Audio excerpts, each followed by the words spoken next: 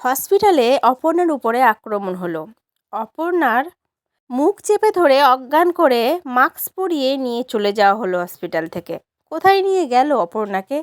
কেই বা অপর্ণাকে কিডন্যাপ করলো? পুরোটা জানতে ভিডিওতে লাইক দিয়ে চ্যানেলটা সাবস্ক্রাইব করে দেখতে থাকুন। চিরদিনই তুমি যে আমার সিরিয়ালের আগামী পর্বে আমরা দেখতে পাবো, একজন লোক এসে আর্য স্যারের কাছে জিজ্ঞেস করে যে তুমি এসব কেন করছো, কেন নিজেকে এভাবে শাস্তি দিচ্ছ, কেনই বা জেলের ভিতরে আছো, তুমি তো কোনো দোষ করনি। তখন আর্য স্যার বলে, আমার স্ত্রী অপর্ণার জন্য আছি, ওর কোনো ক্ষতি হোক আমি সেটা চাই না, ওকে সারা জীবন আগলে রাখবো, এটাই আমি শপথ নিয়েছিলাম ওর কাছে। তখন লোকটা জিজ্ঞেস করে, সে কোথায়, মানে তোমার বউ অপর্ণা কোথায় সে এখন? অন্যদিকে আমরা দেখতে পাই হসপিটালে অপর্ণার উপরে আক্রমণ হয়। একজন অপর্ণার ফোন কেড়ে নিয়ে মুখ চেপে ধরে অপর্ণাকে পুরো অজ্ঞান করে দেয়। তারপরে অপর্ণাকে মাস্ক পরিয়ে একটা হুইল চেয়ারে বসিয়ে কোথাও একটা নিয়ে চলে যায়।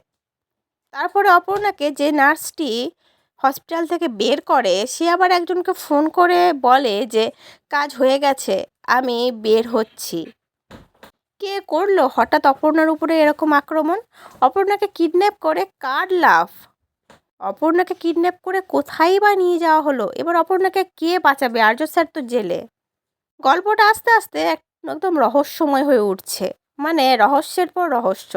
এবার দেখতে হবে কত তাড়াতাড়ি এই রহস্যের সমাধান বের করে আর্য স্যার। সেটার জন্য আমরাও ওয়েট করছি, তোমরাও একটু ওয়েট করো আর দেখতে থাকো প্রতিটা পর্ব চিরদিনই তুমি যে আমারে। আজকের পর্বটা কেমন লাগলো অবশ্যই কিন্তু কমেন্ট করে জানিও। পরবর্তী আপডেট নিয়ে তাড়াতাড়ি আসছি, সঙ্গে থেকো, সাথে থেকো, চ্যানেলটা সাবস্ক্রাইব করে দিও। ধন্যবাদ।